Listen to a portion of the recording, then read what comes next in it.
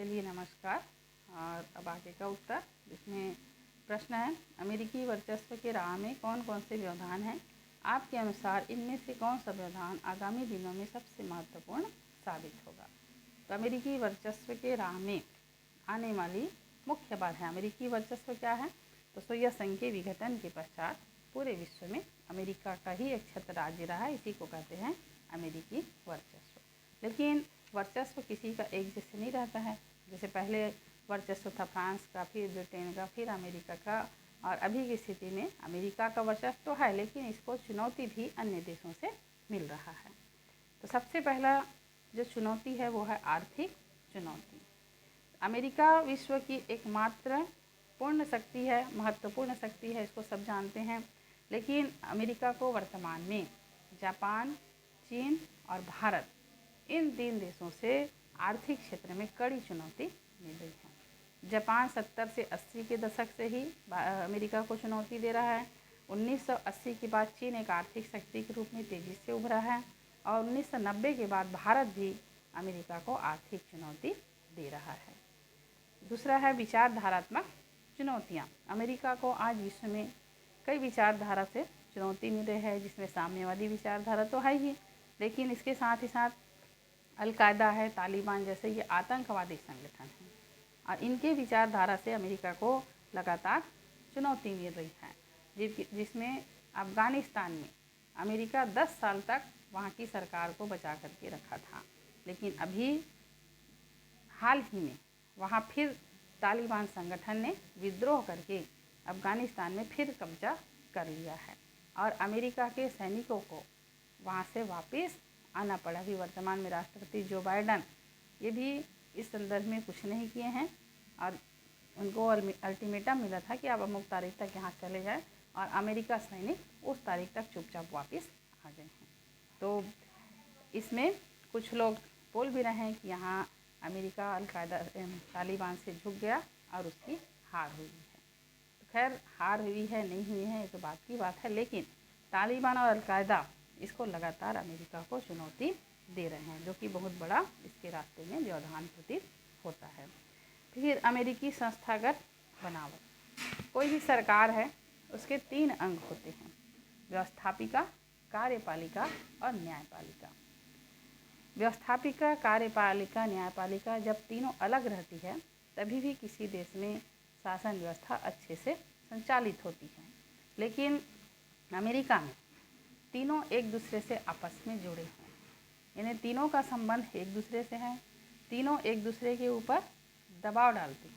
इसी कारण किसी भी बात पर इनमें आपस में सहमति नहीं बन पाती है, और यही संस्थागत बनावट ही अमेरिकी सैन्य शक्ति पर ये नियंत्रण करती है। तीनों कार्यपालिका, व्यवस्थापिका, न्यायपालिका, तीनों अमेरिका की सैन्य शक्ति पर नियंत्रण करके रखते हैं। तो कोई एक फ्री होकर के काम नहीं कर पाता है। तो ये भी अमेरिका शक्ति के रास्ते में अवरोध है। फिर चौथा है उन्मुक्त अमेरिकी समाज। अमेरिका का समाज उन्मुक्त है। उन्मुक्त मतलब उनको हर घटना, हर गतिविधि की जानकारी चाहिए, मतलब चाहिए। वो उनकी नज़र हमेशा हर घटना पर रहती है, और इसका मुख्य कारण है वहाँ जनसंचार के माध्यम, मीडिया यहाँ के लोगों को इस प्रकार से समाचार को दिखाती है कि वहाँ की जनता को तो कभी भी किसी भी दिशा में मोड़ सकते हैं, और ये संचार माध्यम जनता को राजनीतिक संस्कृति से परिचय कराते हैं। अमेरिका यदि कोई विदेशी सैन्य अभियान भी चलाता है, तो इसकी जानकारी उसको अपने देश की जनता को जनसंचार के माध्यम से देनी पड़ती है। ये भी अमेरिका के लिए एक तरह से रुकावट डालती है कि हर चीज़ की जानकारी अपनी जनता को देना। और अंतिम है नाटो से चुनौतियाँ। अमेरिका का हित नाटो अर्थात उत्तर अटलांटिक ट्रीटी ऑर्गेनाइजेशन, ये संगठन है, संस्था है, नाटो संधि है। कुछ देशों ने मिलकर ये संधि किया, नाटो बनाया है। ये सैनिक गठबंधन है, तो इनके साथ अमेरिका का हित भी जुड़ा हुआ है। नाटो देश में बाजार मूलक अर्थव्यवस्था चलती है। इन्हें बाजार में जिससे जिसको फ़ायदा होता है, जिस भी देश से, उस देश के साथ ये संबंध अच्छे से बनाते हैं। और इसी नाटो के सदस्य अर्थ बाजार मूलक अर्थव्यवस्था के हिसाब से रुख क्या है बदल देते हैं। कब किसके साथ उनकी दोस्ती हो जाए, किससे अर्थव्यवस्था आर्थिक संबंध अच्छा हो जाए, इसकी कोई गारंटी नहीं होती है। तो अतः नाटो के देश कभी भी अमेरिकी वर्चस्व पर अंकुश लगा सकते हैं, ये विचार सबके मन में बना हुआ है। ये तो था अमेरिकी वर्चस्व के रास्ते में रोड़े। और अंतिम प्रश्न है इसमें, दक्षिण एशियाई देशों की समान समस्याओं का विश्लेषण कीजिए। दक्षिण एशियाई देश जिन्होंने एक संगठन भी बनाया था, दक्षिण एशियाई क्षेत्रीय सहयोग संगठन। चीन भी इसी में आता है, लेकिन चीन को इससे अलग रखा गया है। तो दक्षिण एशिया देश में जो शामिल देश हैं, इसमें भारत, पाकिस्तान, अफगानिस्तान, ये सब म्यांमार, तो इसके श्रीलंका है, नेपाल है। तो इसके बारे में हम पढ़ते हैं कि दक्षिण एशियाई जो देश हैं, इन देशों के बीच में समान समस्याएं क्या हैं। तो सबसे पहला तो है समान समस्या में आपसी मतभेद। दक्षिण एशियाई देशों के बीच आपसी मतभेद बहुत अधिक है। कहीं पर सीमा विवाद को लेकर, जैसे भारत पाकिस्तान, भारत नेपाल, श्रीलंका के साथ भी हुआ था भारत का समुद्री विवाद को लेकर के, तो ये दिखाई देता है। तो कहीं पानी के बंटवारे को लेकर, जिसमें गंगा नदी के पानी को लेकर, तिस्ता नदी के पानी के बंटवारे को लेकर, बांध बनाने को लेकर, इसमें भी आपसी मनमुटाव जो है जारी है। भारत पाकिस्तान द्वारा प्रायोजित आतंकवाद से भी लोग परेशान हैं। भारत खासकर ज़्यादा परेशान है। पाकिस्तान आतंकवादी गतिविधियों को अपने देश में संचालित होने देता है और यही आतंकवादी फिर भारत में आतंक फैलाते हैं। तो इसके कारण भारत का पाकिस्तान से दुश्मनी है और इसी कारण कहा गया है कि इन देशों के हाथ तो ज़रूर मिल जाते हैं, लेकिन दिल कभी नहीं मिल पाते हैं। दूसरी समस्या है एक दूसरे पर अविश्वास। दक्षिण एशिया के सभी देश एक दूसरे पर अविश्वास करते हैं। अंतर्राष्ट्रीय मंच पर कभी भी वो एक सुर में नहीं बोल पाते। जैसे यूरोपीय यूनियन संघ बना, वहाँ 15 देशों का संघ था। किसी भी अंतर्राष्ट्रीय मंच पर जो भी बात आती थी, वो एक साथ मिलकर एक मत से बोलते थे। लेकिन दक्षिण एशियाई क्षेत्र में ऐसा नहीं है। कभी भी अंतर्राष्ट्रीय बैठक होती है, भारत का सुर अलग रहेगा, पाकिस्तान का अलग रहेगा, नेपाल का अलग रहेगा। कभी भी एक सुर में ये बात नहीं कर पाते हैं और हमेशा विचारधारा एक दूसरे के विपरीत रहते हैं। तो ये भी बहुत बड़ी समस्या है। फिर तीसरा है अधिकांश देशों का एक दूसरे से विवाद चल रहा है। दक्षिण एशिया के सारे झगड़े सिर्फ भारत और उसकी पड़ोसी देशों के साथ ही नहीं है। माना कि भारत और उसके पड़ोसी देशों के साथ है, क्योंकि भारत की सीमा सभी पड़ोसी देशों से लगती है। तो सीमा विवाद कहीं ना कहीं कुछ देशों के साथ हमारा चल रहा है, लेकिन ऐसा नहीं है।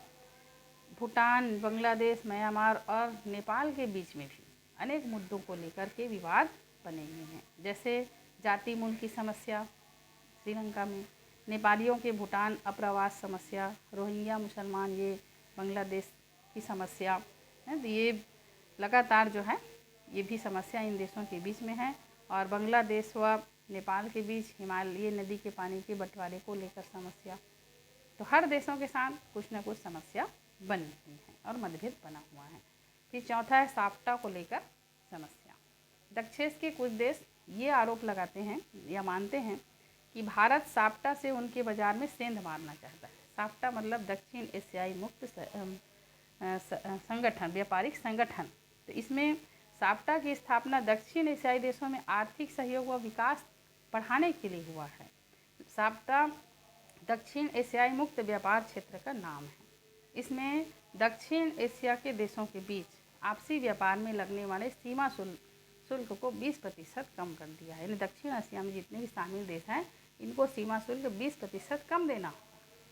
तो व्यापार ये आसानी से करेंगे और इनका ये पैसा का बचत होगा, इनका आर्थिक विकास तेज़ी से होगा। लेकिन कुछ देशों की सोच ये है कि भारत साफ्टा के बहाने उनके आर्थिक क्षेत्र में सेंधमारी कर रहा है और ये उनके समाज व संस्कृति पर भी असर डाल सकता है। तो साफ्टा को लेकर विवाद भी यहाँ पर विवाद तो नहीं कर सकते, लेकिन संदेह या अविश्वास की नज़र से देखना भी एक समस्या है। और उसके बाद अन्य समस्या, तो 1990 के दशक में उदारीकरण किया गया और निजीकरण की प्रक्रिया तेज हो गई, जिसके कारण विश्व पर क्या है वैश्वीकरण का बहुत तेज़ी से प्रभाव पड़ा।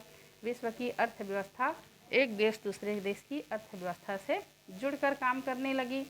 और इसी कारण से वैश्वीकरण के कारण दक्षिण एशिया में कुछ समान चुनौतियां भी सामने आई, जिसमें इन चुनौतियों में या ये चुनौती या समस्या जो पैदा हुई उसमें है राजनीति की समस्या। राजनीति मतलब एक दूसरे से जो वाद विवाद प्रतिवाद चलता है, ये समस्या। एक दूसरे देश में शासन व्यवस्था किस प्रकार से, ये समस्या। आर्थिक समस्या आई, व्यापार व्यवसाय को लेकर के आई।